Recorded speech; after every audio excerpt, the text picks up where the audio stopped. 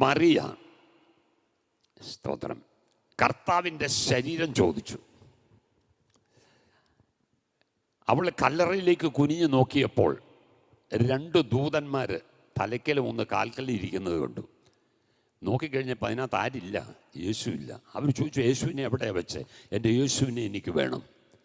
Hallelujah എന്നവൾ ചോദിക്കുകയും അവൾ പുറകോട്ട് തിരിഞ്ഞു നോക്കിയപ്പോൾ യേശു അവളുടെ പുറകിൽ നിൽക്കുന്നു. പക്ഷെ അവൾ തിരിച്ചറിഞ്ഞില്ല. അവൾ വിചാരിച്ചു തോട്ടക്കാരനായിരിക്കുമെന്ന്.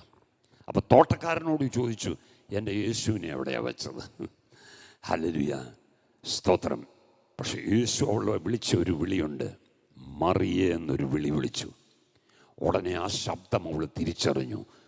റബ്ബൂനി എന്നുത്തരം പറഞ്ഞു. സ്തോത്രം, ഹല്ലേലൂയ. ജീവനോടെ ഇരുന്നപ്പോൾ കേട്ട അതേ ശബ്ദം. ദൈവപൈതലേ, നിന്റെ സകല ഭയത്തെയും മാറ്റുവാൻ ദൈവത്തിൻ്റെ ശബ്ദം മതി.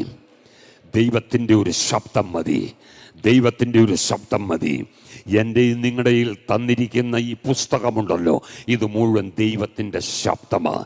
എന്തിനെന്നറിയാമോ? ഭയം കൂടാതെ ജീവിക്കുവാൻ. ഒരു വർഷത്തിൻ്റെ 365 ദിവസവും ഭയം കൂടാതെ ജീവിക്കത്തക്കവണ്ണം നിന്നെ കേൾപ്പിക്കുന്ന ദൈവ ശബ്ദമാണിത്. ദൈവം പണ്ട് ഭാഗമായി വിവിധങ്ങളായി പ്രവാചകന്മാർ മുഖാന്തരം നമ്മുടെ പിതാക്കന്മാരോട് സംസാരിച്ചിട്ട് ഈ അന്ത്യകാലത്ത് പുത്രൻ മുഖാന്തരം എന്നോട് നിങ്ങളോട് സംസാരിക്കുന്നത് എന്തിനാണെന്ന് ചോദിച്ചാൽ ഭയം കൂടാതെ ജീവിപ്പാൻ. സ്തോത്രം. ഇവര് കണ്ട ദൂതന്മാർ പറഞ്ഞ ഒരു കാര്യമുണ്ട്, അവൻ ഇവിടെയില്ല, അവൻ ഉയർത്തെഴുന്നേറ്റിരിക്കുന്നു. അവൻ നിങ്ങൾക്ക് മുമ്പായി, സ്തോത്രം, ഗലീലയിലേക്ക് ചെല്ലും.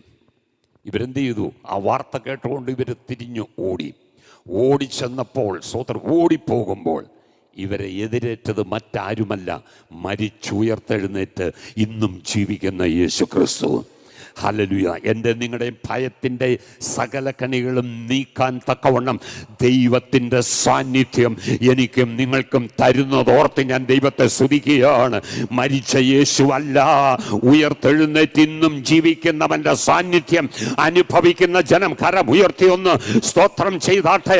ലോകാവസാനത്തോളം എന്നോടും നിങ്ങളോടും കൂടെ ഇരിക്കാമെന്ന് പറഞ്ഞ യേശുവിൻ്റെ സാന്നിധ്യം ഇന്ന് പകൽ ഞാൻ അനുഭവിക്കുന്നുണ്ട്.